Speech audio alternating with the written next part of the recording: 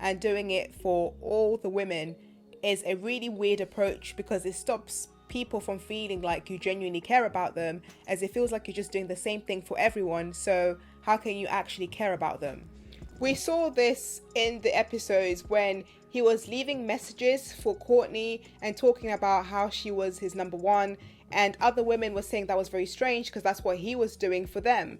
So it just really seemed like Corey thought he could get away with all of this. But what was especially weird, which we'll get onto later, is the way he acted with Tasia. He denied on the reunion about how close they actually got after everything was done in terms of filming for them two, as they left quite early on, which was very strange because Tasia and him look like they could have made a great couple, and she's a great woman. The whole conversation is just a copy, paste, copy, paste, copy, paste, copy, paste, to get them to give me the telephone number to get them on the first date. I have to admit, I'm really good at the first date. So, for a guy who talks about how he's great at first dates, and he's been on 100 of them in the past year, and talks about how good he is at charming women, it was very strange that once he was asked to take accountability, or even just explain himself, he stopped and started crying. And if that wasn't bad enough, he then started giving a monologue that didn't really make any sense, which is something we'd seen of Corey throughout the whole show. Once he's asked to explain himself, he starts saying things that don't make sense. Like, for example, he started talking about how he just really wants to say the right things and please people.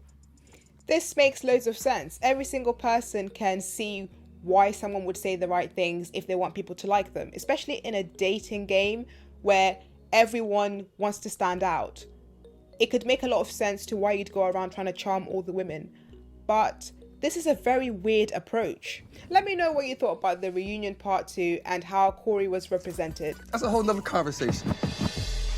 I have 3 deal breakers. One is, if a woman checks my cell phone, it's over.